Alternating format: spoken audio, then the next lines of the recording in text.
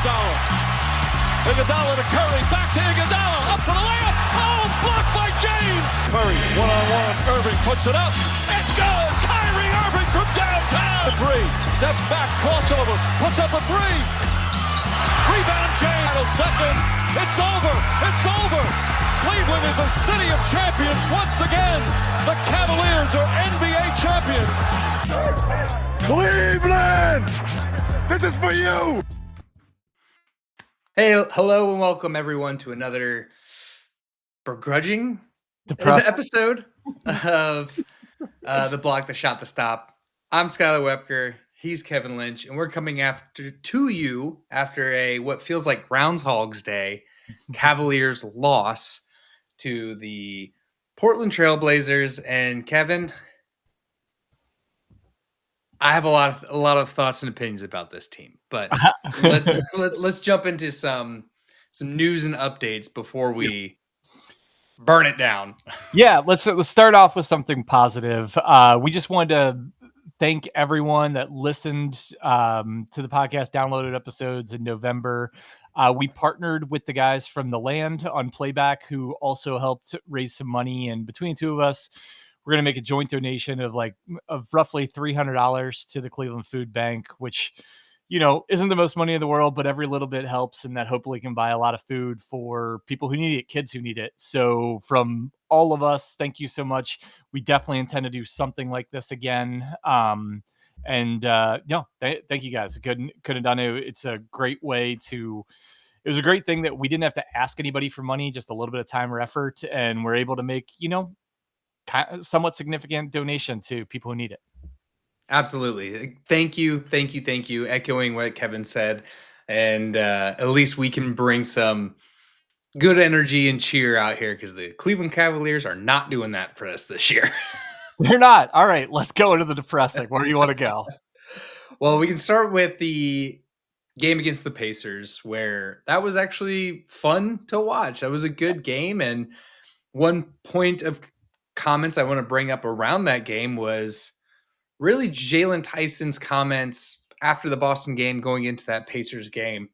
He point blank and told the media that, hey, it's got to be on not just us role players and bench players coming in to bring the energy. And it seemed like a lot of players took that to heart and took echo to that, because that Pacers game, granted, not the greatest team in the NBA right now, but they played with rhythm and momentum and just the fire in their bellies, which was very encouraging to see. And you really hope that translated to tonight. Yeah. I don't want to step on, we're actually going to talk more about this later after we review the game. So I don't want to step on that, but for Jalen, I don't know. I liked it because I actually thought he showed restraint. Like, he was very direct with his being critical of the team as a whole. He didn't single out anyone. He didn't go overboard. And when was the last time you heard a Cav talk like this? And maybe a little bit Donovan Mitchell, but he doesn't even go this far. When it is like a Groundhog's Day situation, you're right, with whether it's lack of effort or getting beat the same ways all the time, lack of focus a lot of times with this team, it seems. Call it out and try and do something different. And I thought it was really reaffirming that, like, Kenny backed him in the post game and said he's right. We don't have guys bringing the energy, and the guys aren't bringing the energy are some of our vets. Like, he said it point blank too. So it's nice to see, as we're focusing on the Pacers game, it was nice to see a response after that to get a nice win the following night. And it's kind of, you brought up a point, like, you never really hear a Cav talk like this. They've always been pretty reserved and quiet, just as a group. Not only have we not had a Cav talk like that in a couple of years, but when's the last time a second-year player comes out and talks like that, regardless of the team? Like, when's the last time a second-year player comes out and talks like that? That tells me that there's something else going on maybe in this locker room. And hey, good on Jalen Tyson for calling a spade and not letting that keep seeping throughout the season. Yeah, I like to try and relate sports to, a lot of our more realistic lives, and I think everyone's been in a situation where they maybe had a coworker that wasn't carrying their weight or wasn't putting in as much effort as them or was, letting assignments slip. And I think everybody's been in that situation. And if Jalen felt like that's what was happening, if people weren't putting in the same effort that he was, like, good on him to call it out. I don't know that he had to do it in the media, and he could have done it in like behind closed doors in the locker room instead. But either way, like, I think it's stuff that it really needs to be said on this team because it is just repetitively the same stuff all the time. That's kind of that's causing them to lose and causing them at times to beat themselves. Yeah, and I liked that they gave him a shot in the arm. You hope that lasted a little bit longer than one game against the Pacers. But Yeah. before we get out of the Pacers game, is there somebody good or something bad that you want to call out as it relates to that game? Well, two things, and it's, talk about repetitive, but Donovan Mitchell was absolutely spectacular in this game. 43 points on 16-27 shooting, even more so, like 9 rebounds, 6 assists for him. He was all over the place. He responded as much as anyone to kind of Kenny and Jalen talking about that. And Jalen, I think, at least for the time being, this game was the game that we went from, wow, Jalen Tyson's really good, he's still going to play when other guys get healthy, to Jalen Tyson's essential on this team. He needs to be in the lineup, playing a lot, ideally being in starting lineups, but at the very least being in closing lineups. He's too important to this team. Even when guys come back, there's guys that aren't playing right now that, frankly, I don't think are going to be as instrumental to this team as he is. And so that was the game for me. I'm like, forget it. Like, he's going to have some bad games, everything, but he has shown me enough that, stamp. He needs to be in the lineup and in the rotation at the most important times of a game. Yeah, I completely agree. Giving you 27 points with 11 rebounds, 4 assists, and a steal in there, and just playing with that hunger in his belly and like, granted, it's the Pacers and they're not the same Pacers team as last year, but this is still the Pacers team that knocked you out. So I actually didn't even care who the opponent was. Just I purposely made some highlights. So we put out a reel, I think yesterday, about Jalen Tyson's highlights from that game, and it wasn't all just threes and dunks. It was like he created turnovers. He got I think like 4 or 5 of his rebounds were offensive rebounds. And even ones he didn't get credit for rebounds for, he tapped back out to guys. He like got deflections, got loose balls, everything. He just made winning plays. And other than Donovan Mitchell, I think he might have the most winning plays on the team this year. Yeah, I totally agree. Before we get out of this game, I do want to highlight Naquan Tomlin. Speaking of Groundhog's Day, the block, the shot, the stop, talking about Jalen Tyson and Naquan Tomlin. But for him to give you 6 points, 6 rebounds, 2 steals, and 4 blocks, that's pretty awesome. Yeah, I mean, those are the 3 guys that we highlighted that, frankly, have been playing with the most energy and determination this year already, and then they ratcheted up a notch in this game after kind of the 3-game slide. I thought Naquan continues to just be really valuable and just make an impact every time he's on the court. Yeah. So those are kind of the guys I want to highlight as it relates to the Pacers game. I also want to shout out Tyrese Proctor with his 12 points. Those were pretty instrumental because he had some pretty big threes to really stretch that lead in that game. But let's turn the page to tonight's game against the Blazers, which, good, bad, ugly. There were some positives in here. I put out there on our socials that I really loved in the first half that Evan Mobley was really aggressive at getting into the paint and attacking the basket. I don't know why that stopped halfway through the game, because in the fourth quarter, he took 3 shots. 2 of them were threes. One of them was a try me put back. Yep. Yeah, this was definitely one of those roller coaster games for Evan where I think he had 16 of those 23 early in the second quarter, and then obviously tailed off quite a bit. Overall, a solid good game from Evan, but just that, if you're rolling that well and have 16 points to be in the second quarter, that should be a 30-point night, man. You should demand the ball, the team should keep going to him. He still and only ended up with 14 shots on a night that he really seemed to have it going. And as you said, half of those 14 were threes. Like, it's every time he got in the paint, he scored. So I just wish, I wish they would, if they were going to falter with Evan Mobley, I wish they would falter to the other extreme of force feeding him in the paint. I'd rather see him with 7 or 8 turnovers because he's trying his damnedest to get to the basket and get good shots and everything. And if he has a bad game because of that, I'm going to be totally okay with it. It's the games like tonight where he seems to, be one of the most dominant players in the NBA for a quarter or so, and then more of a ho-hum role player for the rest of the game. I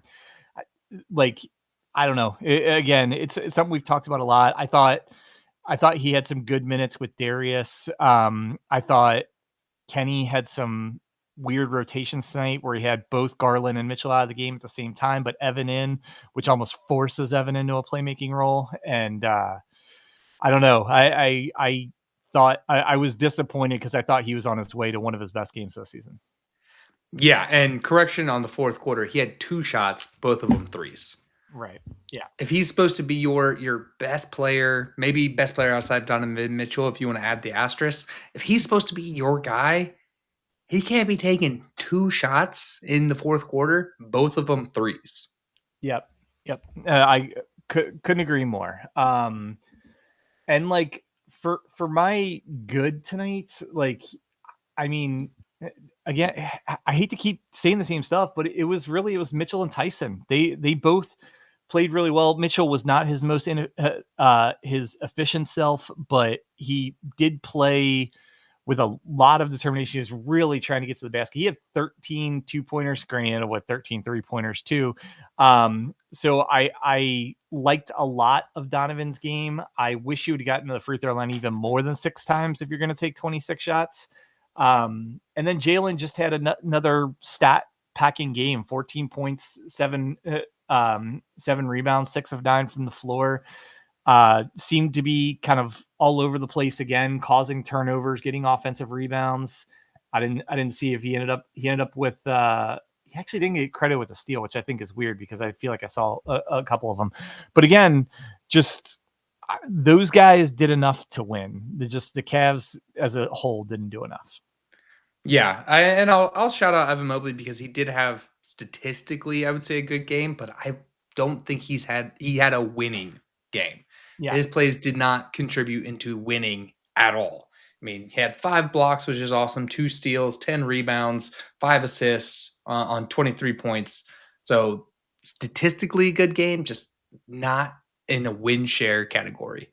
Yeah, for sure. I also want to shout out Thomas Bryant, giving you 6 points and 6 rebounds and 14 points coming off the bench and 2 blocks of his own. So yeah.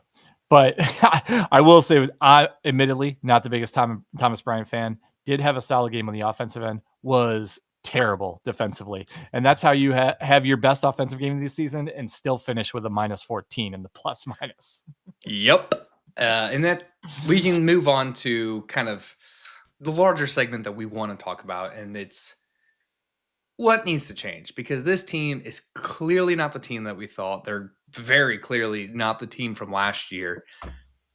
What needs to change? Because we can't go through the whole season like this. I don't know if mentally I can go through the whole season like this.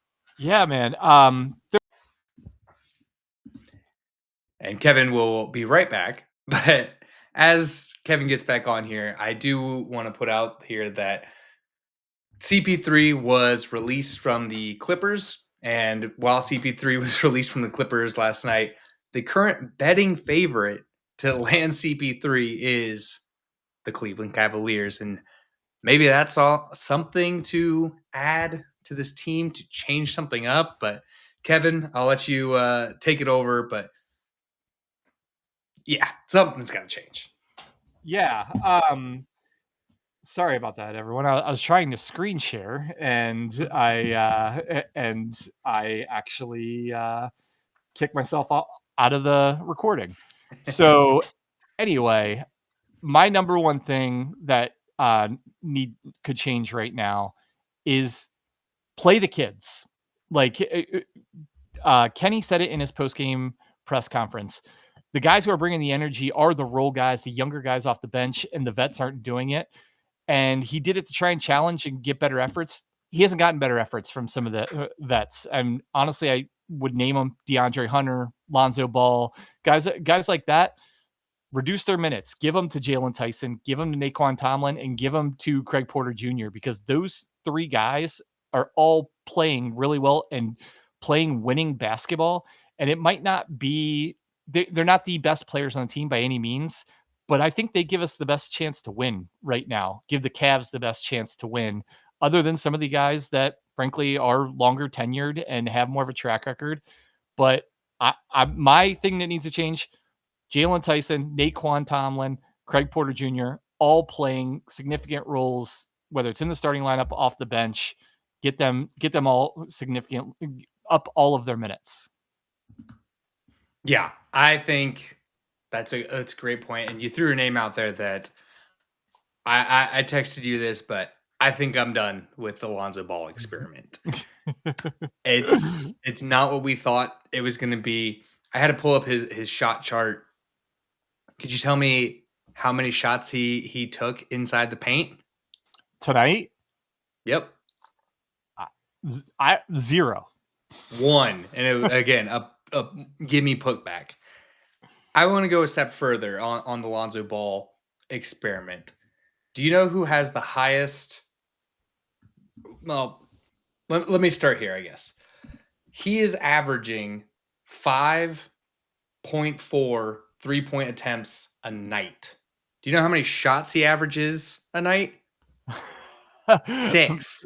So yeah, I was gonna say all his shots are from the 3-point line, and he is a horrific 3-point shooter. He's shooting 28% this year. So that tells me that he is afraid to drive into the paint, probably because of the injury history and anything like that. But that's not gonna fly here. Like, if you can't shoot the 3-point ball, stop shooting them. Drive to the paint. Get fouled. I understand the injury history, and you're trying to give your career a little bit of longevity, but you're doing your team a disservice. Yeah. Couldn't agree with that more, man. Lonzo, I don't necessarily think it's for lack of effort, and I do think we have to keep in mind that the guy's barely played basketball in 3 years, but it's hard to come back and be a really good player, even as good as you were before, after barely being able to play for 3 years because of one of the more significant knee injuries in NBA history. He's not a good basketball player right now, if I have to be totally honest, and he's not contributing to the Cavs. If anything, he's kind of a deficit, and so I do think I think Kenny has to reduce his role. I know he likes him being first one off the bench to give Mitchell a breather, like 6 minutes into the game. I think he needs to have his minutes dialed back in favor of the guys I mentioned, and in particular in favor of Craig Porter Jr., because Craig Porter Jr. is playing a lot better basketball than Lonzo Ball. And if it wasn't for, track record and things like that, he would be playing more. So at this point, I think he needs to play more. I think, and honestly, at the expense of Lonzo's minutes.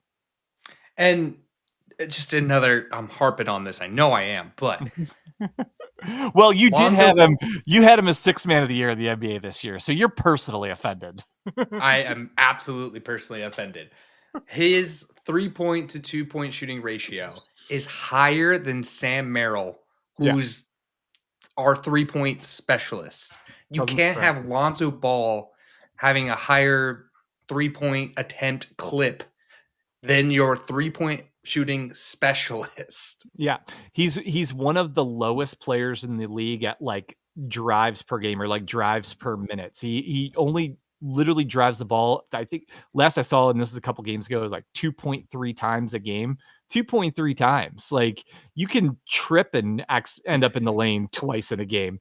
And frankly, maybe on a different Cavs team or when everybody's healthy, he has a role that more fits what his capabilities are. But what the Cavs need right now, playmaking, ball handling, like shot creation, playmaking, he doesn't provide any of those. And he can't fill the role of, 3-and-D guy because he's lost a little bit of step on defensively, and he's one of the worst shooters in the NBA, at least from the guard position. He is the second worst shooter on the team by field goal percentage. Luke Dean Travers Wade? is the only person Okay. below him. Yeah. That was the other guy I didn't mention as we're on kind of players in rotation. I still really like Dean Wade. I think he does a lot for this team. I don't want to see him taken out of the rotation, but man, if he can't hit a shot, like they need to use him less or differently or anything, because they are using him as a 3-and-D guy now, and the majority of his shots are all 3-pointers. And last I checked, he's under 30% also from 3. And man, it hurts because I'm a big Dean Wade guy. I think he does a lot of good things and a guy you want on your team. But the way the Cavs offense is structured and their team focuses, like, they need guys who can shoot on the court. They're an offense first team, and it's tough having him in the rotation and in the role he's in now, shooting 28-29%. Yeah, and he's did a lot tonight defensively. I liked a lot of his minutes tonight, but you're right that they need. Well, we'll get to the defense in a second, but they just need to be able to score the ball whenever it's not Donovan Mitchell. Like, yeah, Evan Mobley will get his numbers, and we're seeing Jalen Tyson will get his, but nobody's really scoring the ball. It's not a good look for the Cavs. I mean, their field goal percentage as a team is 46%, which even a step isn't back, great.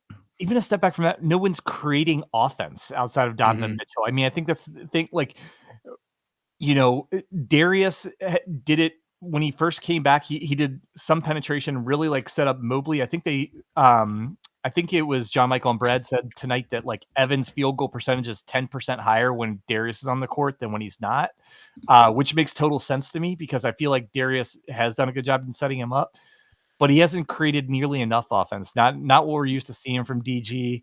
And yeah, it seems like a lot of the offense is just Donovan Mitchell or, swinging the ball around and occasionally hitting a 3 or occasionally getting an offensive rebound.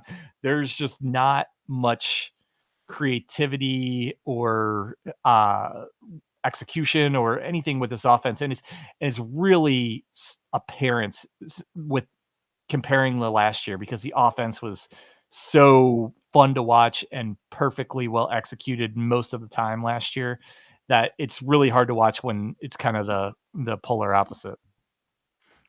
Agreed. And I know we'll get into kind of the drawing of what this team is later on when we kind of have a break because of the NBA Cup, or especially the comparisons of what this team is from last year. Mm-hmm. But it's just apparent. And I don't know if it's the assistant coach that left in the offseason. I don't know if it's just the personnel that are in that locker room. Something isn't working. And maybe that's why you should have paid Ty Jerome. Maybe that was Isaac Okoro. I'm not in the locker room, so I can't make those type of speculations, but something isn't working. And kind of echoing back to Jalen Tyson's comments, like something isn't working in this locker room. Yeah. Let alone the offense and the scheming and anything like that.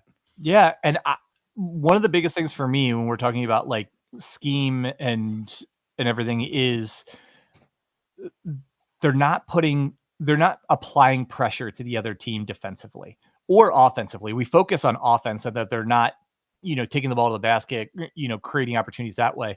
But the same thing on defense. And that's part of the reason I want to see CPJ, Tyson, and Tomlin play more, because they're 3 guys that will, whether it's starting to pick up more 94 feet, just playing more in your face defense.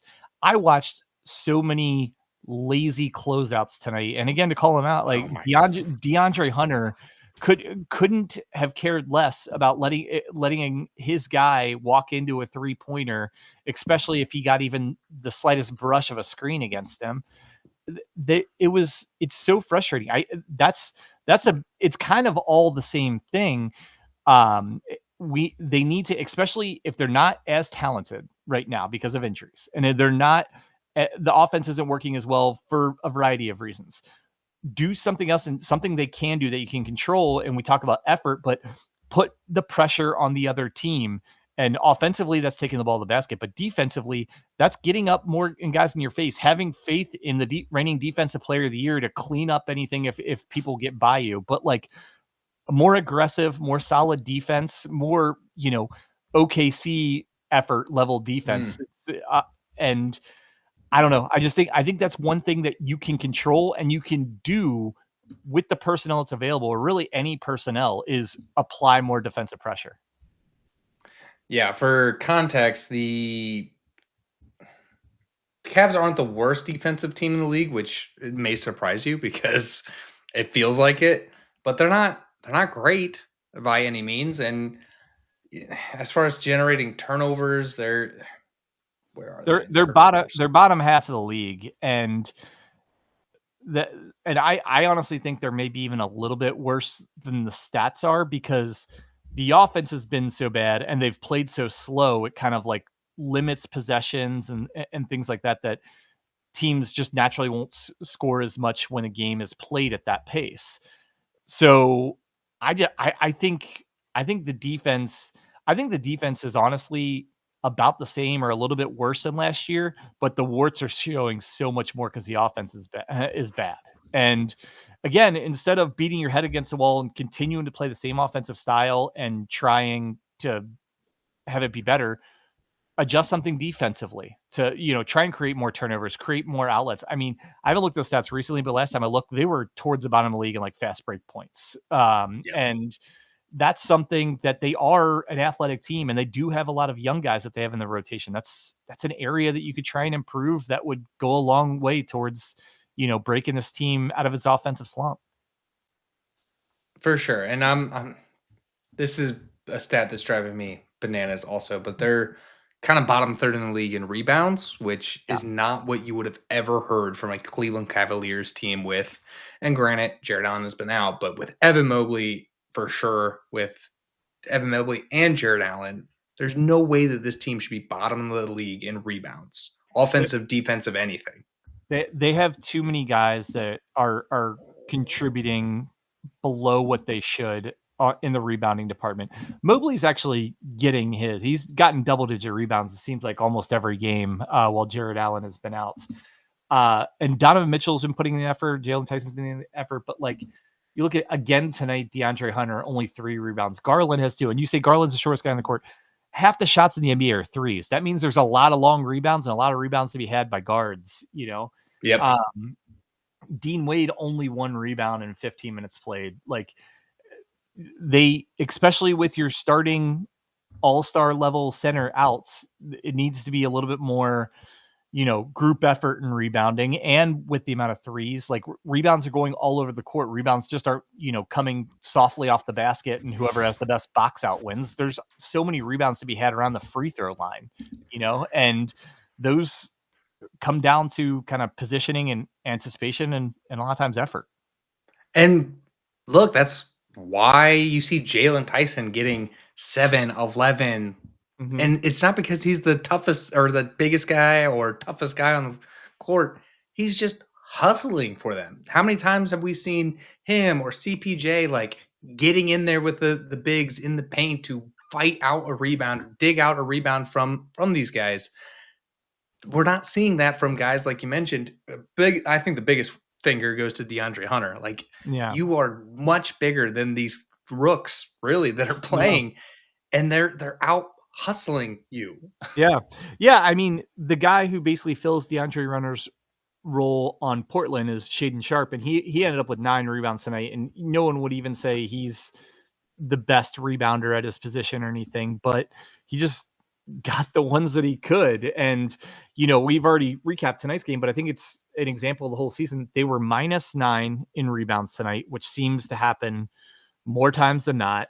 And then they were -15 from the free throw line. And I don't want to hear about officials. I thought the officials were fine tonight. Portland actually gets the most free throws in the league because they aggressively go to the basket. The Cavs don't aggressively go to the basket much outside of Donovan Mitchell, so they're not going to get as many free throws. Like, I think that Portland getting 15 more free throws tonight was completely legitimate. Yeah, and I think we're way too reliant on the 3-point shot. Yeah. Way too reliant to be leading the league in 3-point attempts, but not even be in the top 15 or the top 10 of 3-point percentage. Same thing with field goals. I mean, they are third in the league in field goals. I mean, obviously the field goals get skewed by the 3 points. I understand that, but like it's unbearable to watch all of these guys, especially late in this Portland game. I know we're harping on this Portland game, but they're down 10, down, they cut the lead down to 5. Nobody drove to the paint. It was 3-point shot that they might dig out a rebound, throw it back out for another 3-point shot. And nobody wanted to drive. Nobody wanted to go and try and get to the line or anything like that, especially when you do have good free throw shooters on this team. Like Darius Garland is out there. I understand he's got this toe thing that he's coming back from, but Darius Garland, you are valuable at the free throw line. Yeah. So tonight was a particularly bad, again, 3-point shooting night, 13 of 52, which is way too many attempts for not nearly as good. And then I believe with the updated stats, the Cavs are going to be number 1 in 3-point attempts, and they're going to be number 23 in 3-point percentage out of 30 teams. That's a losing combination. You can't shoot the most in the league and then have one of the lowest percentages. I mean, and on top of both of those things, be a bad rebounding team. Like, that is an absolute recipe for disaster. And honestly, kind of makes it feel like they're even a little bit lucky to have the record they do right now. They absolutely feel lucky to have the record that they do. I'm going to share this as like, oh, come on, load. There we go. They took, in the fourth quarter, they took 6 shots inside in the paint. They took 14 threes. Yeah. Yeah. I mean, not good basketball. And, you know, looking through some of their stats, I mean, the 3-point stuff is awful. They're in the bottom half of the league in rebounding. They're in the bottom half of the league in free throws attempted per game. That, again, lucky that I think they're 13 and 10 after tonight. Like, they're lucky to have that record with some of this statistical profile that we're looking at. Yeah, it's just unbearable to watch, and something needs to change. I don't know if maybe last year was a fluke. I don't know if it's something other than that, but it's hard to watch. It's hard to fathom that this team is floundering as hard as they are. And I don't know if there's a singular person to blame or if it's just everyone. Everyone's not doing their job. Yep. It's really, really well said. And my biggest recap from what could they do different, I think it's time to change up the rotations or change up who's playing based on, frankly, the production that they're doing right now, not the production they did last season or throughout their career. And I think they need to change up the scheme to apply more pressure, ideally offensively, but I understand the struggles with that, with just the personnel that they have right now. But there's no reason they can't amp up the pressure defensively. I agree. And, let's turn at the page ahead to the game against the Spurs. Sure. Obviously, the Spurs without Victor Wembanyama, because honestly, if they had Victor Wembanyama, I don't think the Cavs have a chance. And that's not just because Victor Wembanyama is so great. It's just the Cavs have not proven to me that they have anything in their.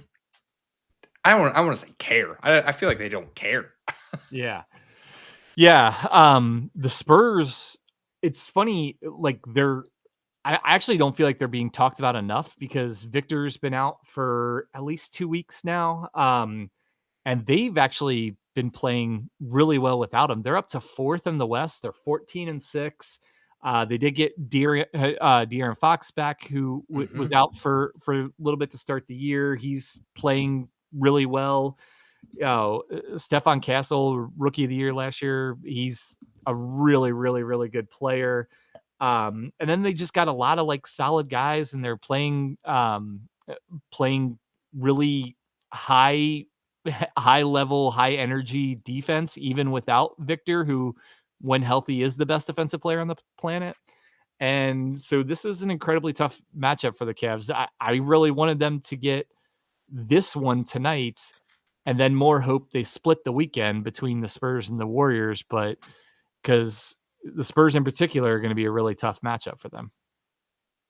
No doubt. And ESPN has given them a 65% chance to win. So I think that's super favorable. Yeah. But unless there's any injuries other than Victor that I'm not familiar with right now, but what I've been watching, I've been trying to catch the Spurs some, knowing this game was coming up, and they look really good. They are a really tough team, and even without Victor, the type of team that gives the Cavs trouble, that they're big, long, and athletic on the wings, and this is going to be a really tough matchup.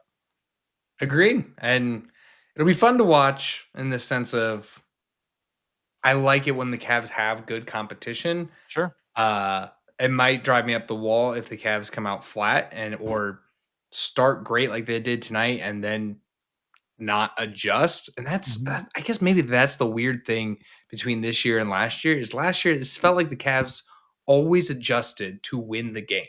Like they would beat you every single way because they would make the adjustments. It seems like they don't make adjustments at all. They just keep, like, the definition of insanity. Yeah. They keep trying the same thing, expecting a different outcome. It is. And I honestly, we talk about focus and scheme and stuff. I really think this team has like an ADHD problem with like concentration, particularly at times in the game where you could lose concentration to close out a quarter.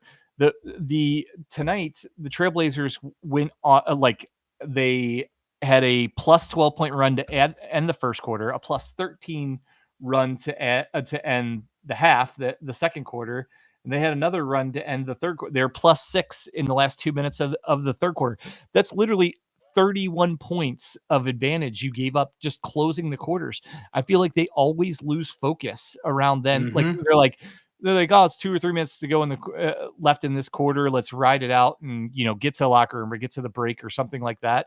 And other teams beat them up in those sequences like all the time. It seems like it does. It's exactly what that feels like. What was the Boston game was like that. Like they were fighting, they were in the game, and then like the last 2 minutes to go into the half was just lackadaisical and no focus, and that's up and down the court. That's Donovan Mitchell included. Yeah, ever since Evan Mobley took that full court shot with 10 seconds left in the quarter, that was like a premonition of like what was to come, to like just total lack of focus to close out quarters for a good part of the season. No doubt. So we'll get out of the Cavs this year. Let's end on a good note. Sure. On our Wednesday shows, we like to end with Dad's Talking Cavs. This is free parenting advice, or just your dad wins, your dad losses.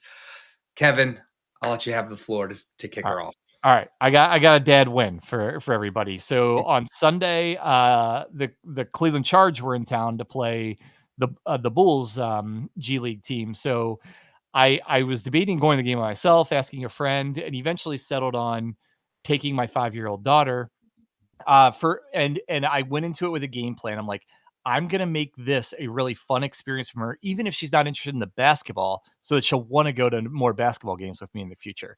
So I purposely picked this game. Not only were the Charge in town, but the guest of honor was Bluey herself. And so my daughter gets to meet Bluey. They do a bunch of themed things from the show. I made sure we went early because G League games in particular always they do things like the balloon animals. They do like make your own sign. They do giveaways for the kids, all kinds of stuff. So I made sure she got to do all that. And then when all that was done and we wanted to sit down and watch some game, I got her the biggest ice cream they would serve. So now she associates, balloon animals, Bluey, and ice cream with basketball.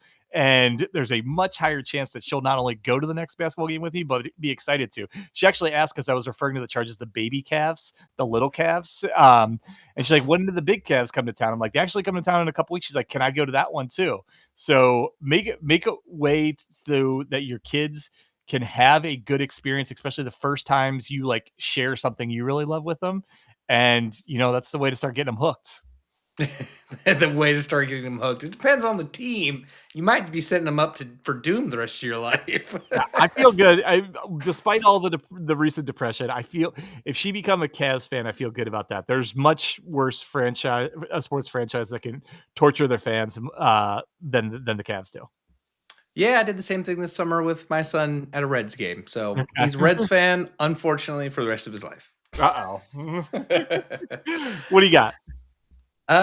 My parenting or dad win, maybe a little sentimental around it, but as we get into the holidays and just trying to make my kid excited for, he's at the age where he's starting to comprehend a lot more and telling him all the stuff about Santa Claus and everything like that. So my dad win is just like making the holidays fun. I think a lot of times parents get caught in the, oh, well, I loved Christmas and everything like that. Well, the reason we all loved Christmas or any holiday growing up was because of the things that our parents did to make those things special, and taking some time to focus on that and making sure you providing those same just joyful feelings around the holidays is super important, and also just super rewarding. Like you feel warm and fuzzy providing a good holiday experience or making those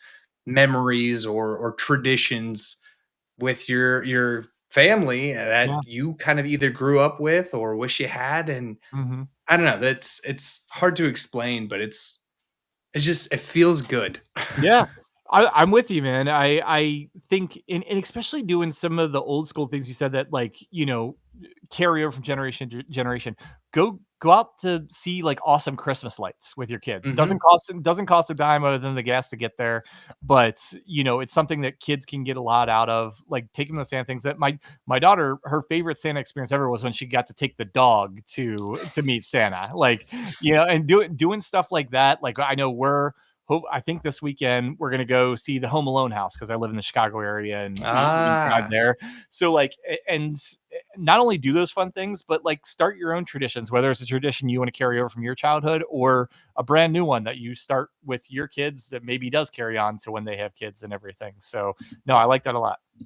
Yeah. And like I said, it's the warm fuzzies. It's the reason that holidays were so special is because your parents made them special for you. So being able to do that for your kids is super fun, super rewarding, and I love it. So yeah, sure. Kevin, we will be back on Sunday to recap both the Spurs game as well as the Warriors game. Stay tuned because we'll have some more different content coming out as we hit the break for the NBA Cup. The Cavs have, I think it's like almost a week off. So we'll find some stuff to fill in that gap, have some great guests come along. And yeah, I'm excited for what's ahead. And I know that this might have been a little more of a doom and gloom episode, especially coming from me, but it's not all doom and gloom. They're not used to it from you. That's for sure. No, it'll be fun. Yeah, we'll do some fun stuff while they have we have a couple more games before they have a week break, and we'll do some fun stuff. And you never know, we might even have some stuff in the works. Maybe there's things we want to give away this holiday season that we're working on. So stay tuned to episodes coming up very soon. So for that, we'll go ahead and get out of here. Please follow us on all of our social media. Subscribe to YouTube as we try to grow our channel over there. Listen to us here on Playback. We're going to be on Playback for every game. We'll be broadcasting the game. We may hop on to commentate here in close, exciting games as the season goes on. We love to interact with fans, so hop in the chat, hit us up on Blue Sky and Twitter and all of the things. Please subscribe to the audio version of this podcast. We're on all of the platforms. and give us likes, ratings, reviews. Be a friend, tell a friend. You guys have the power to influence this show, so let us know what you like, what you don't, and we just want to put out the best Cavs content for everybody.